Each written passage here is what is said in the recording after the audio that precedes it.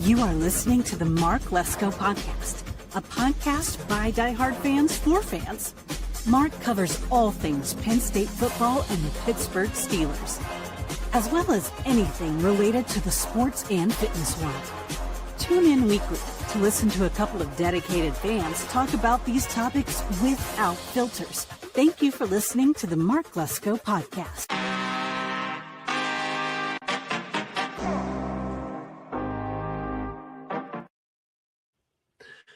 What's up, Penguin peeps? I'm your host, J-Rod. Welcome to the Mark Lesko Podcast, and this is Penguin Central.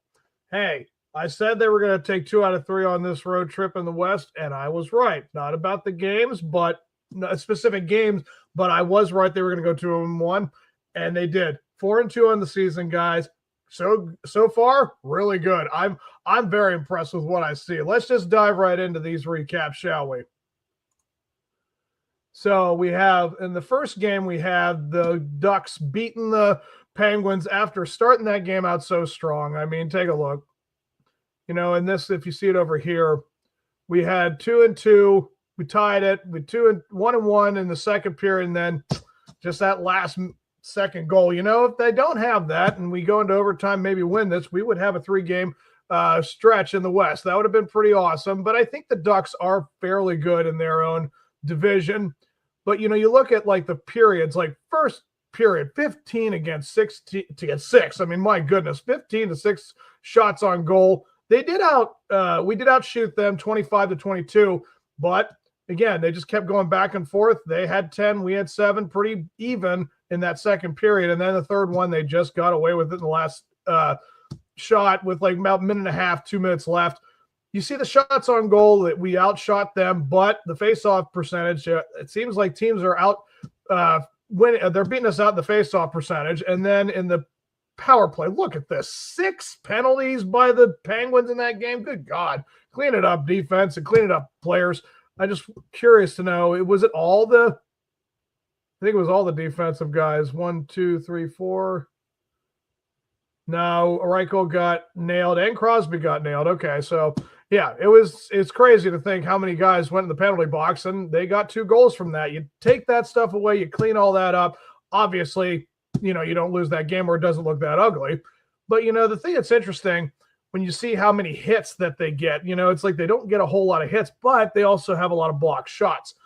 That's a very important factor to have. And, of course, this guy right here, Mr. Jari, only having 22 shots on him, but allowing 4 goals to occur. Jari, you know, he's the kind of guy that if he wants to show up, he can, but whatever. I mean, in the goal department, it was all right-wing guys, pretty much. I mean, you have Brazio, I don't know how the heck you say the guy's last name, Manthea, and Reichel. I mean, yeah, it was all right-wing guys. Crosby with 2 assists. I mean, this guy is just inhuman. I mean, being 30 years old, the fact that you're still given assist or a shot on a goal every single night, that's pretty darn impressive, guys. So, I mean, it's a tough match to lose, but I know that's a good team. And, yeah, that was a really well-fought matchup. But then you move over to the next game. I'll bring that up real quick.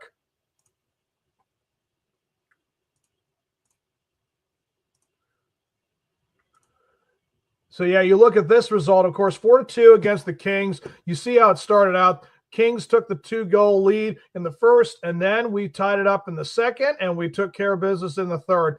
But you see with the goals, Hollander, center, Dewar, center, and Malkin and Crosby. Then it was a center game. Everybody who had a goal was a center. And you see all the assists from guys like Reichel and I'm sorry, I'm terrible with names. This is the guy right here, the Asira, how you say it. I'm sorry I butcher it, but Rust, you know, they were all just showing up for this game.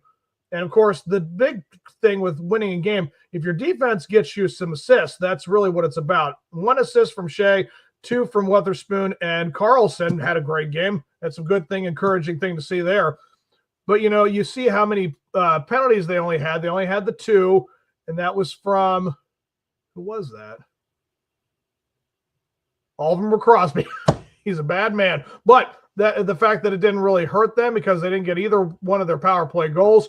I mean, face-off percentage, look at that. The dominance of the Kings That's just nuts to see how much we cannot just seems to win that battle. And they outshot us. But here's another thing. Huge dominant with the hits, but again, we won the block shot battle. So I feel like that's really what it comes down to. The secret is having your defense be the assist guys and also block shots be a big thing. And of course, Silvos had a great game. I'm very happy to see that he is on our team. He is looking fantastic. Yeah, it was a well-fought matchup. Seeing guys like Malkin and Crosby still showing their stuff, like that's the thing. Look at these comparison. There wasn't a big separation with it. We were pretty even the whole entire game. But, in the third period, it was just all about getting those two shots. If I'm right about this, let's see who. Try to see for scoring.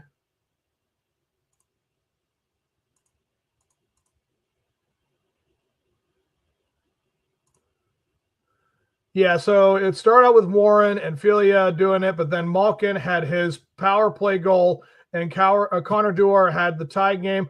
Philippe Hollander had the game, and then Sydney with the game-winning goal and with only 31 seconds left to get the puck through. Yep. Yeah, I know I'm trying to say, darn it, the open net goal. Yep. I'm like, what is that called again? Yeah, it was a great showing for them against the Kings.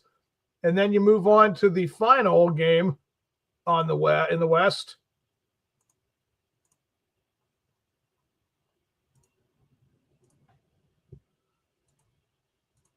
Yeah, 3-0 against the Sharks. I know the Sharks aren't the best team right now in the West. I don't even think they have a win. If they do, it's just 1 or 2.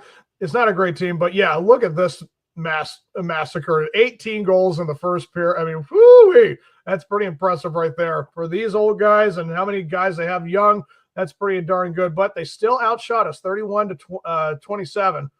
And look at that, 5 shots on goal, and 1 of them was a goal. 4 and 2 of them were goals. So we're really doing a lot of late surging in the end of the games. We just keep it close, and then we take care of business by the end. And again, face-off percentage, still the other team winning. We'd had only 4, 2 penalty shots again. Let's see who was this time. Crosby again. He just can't keep himself out of trouble. Rust. Yep. So it was all offense, no defense. And again, hits. This is insane. They just basically massacred them with the hits. And once again, the block shots. I feel like that is something you got to always look for. The hits and the block shots at each game will show you what these guys can do. But look at Jari. I mean, good for him. I'm very happy to see that he showed up for this game. Again, it was a bad team, so you take advantage of that. Give Jari some confidence, and that's what it comes down to. Letang finally had a game. He showed up. He had no real points the whole time. In fact, I think he was -1 against the Kings. And Carlson, again, showing up. It's so far a great start to the season. And again, Crosby, Malkin, Manthea. They're fantastic players. It's a good start to the season. I'm very happy to see the guys like Manthea are having a great season so far.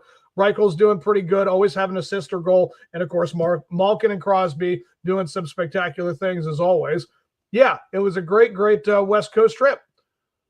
But, yeah, I what's more to say about it? Seeing these guys that are doing it for all these years, it's nice to see that they're kind of just sharing, I can't think of the name for that. Like, everyone's doing their part. We're not just saying all these guys are just winning because, the old guys are showing up.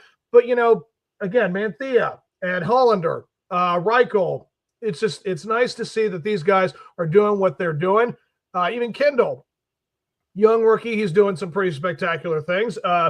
It's good to see that the goalies are not giving up a whole lot just yet. Now, moving into the let's say what I call it, the open net.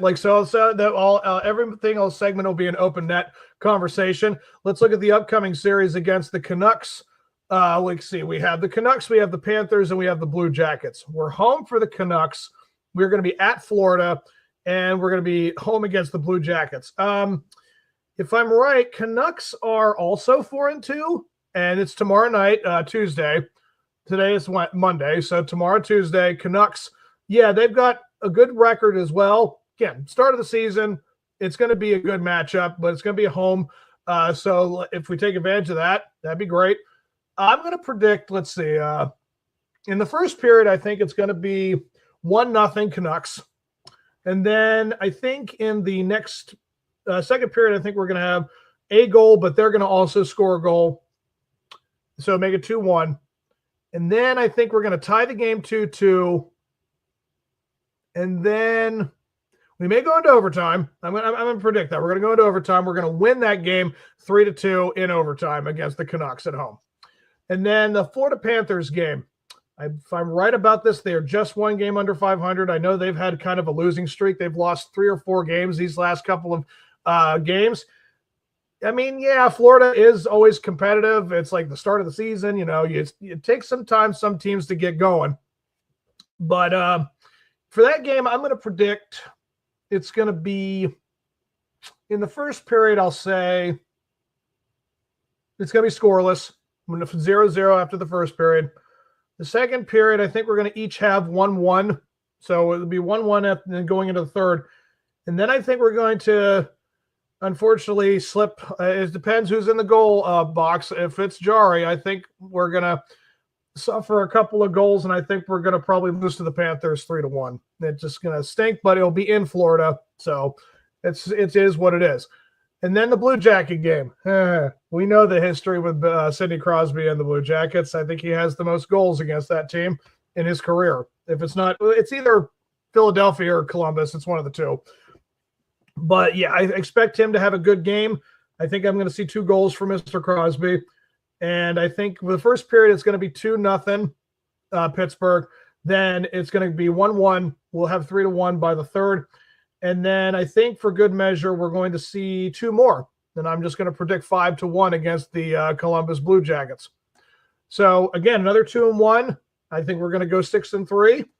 I mean, again, it's the start to the season. You can't expect these guys to sustain it for the whole season. But, again, we don't know how – hockey is such a different sport to figure out because, again, how the mechanics work in that sport, it's so different than any other sport where, yeah, you're just flying around on skates and you're puck handling and, you know, you got a good stick. And it's just crazy to think like all the ways it can go back and forth. I mean, all it takes is just that one little ricochet off of the goalie or just an assist that you don't see coming. I mean, all of a sudden you're down and you win. And it doesn't matter based on speed. It's all about really how much you take care of the puck. It's just what it all is. Like, you know, as a defender and anyone who's in front of the goal, you take care of the net, you help out the goalie. As long as you do that, you're good to go. And yeah, when you see what happens when defenders are in front of that goal for the Penguins, they are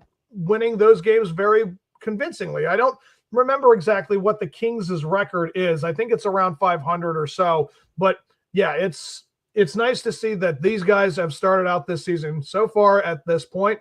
I mean, guys, they won't be long episodes for the Penguins. It's just really just a recap, upcoming, seeing the highlights for the players. I mean, I have yet in my entire 16 years following the Penguins been to PPG Arena. I have yet to see a hockey game live, so I'm still waiting for that moment.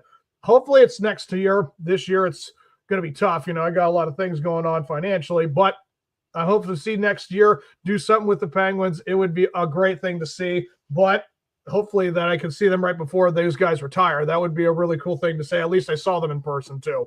See a lot of great Stanley Cups and see a lot of great playoff games, but yet to see them in person. So I will see you guys for the next video for the Penguins. And until then, let's go Penguins.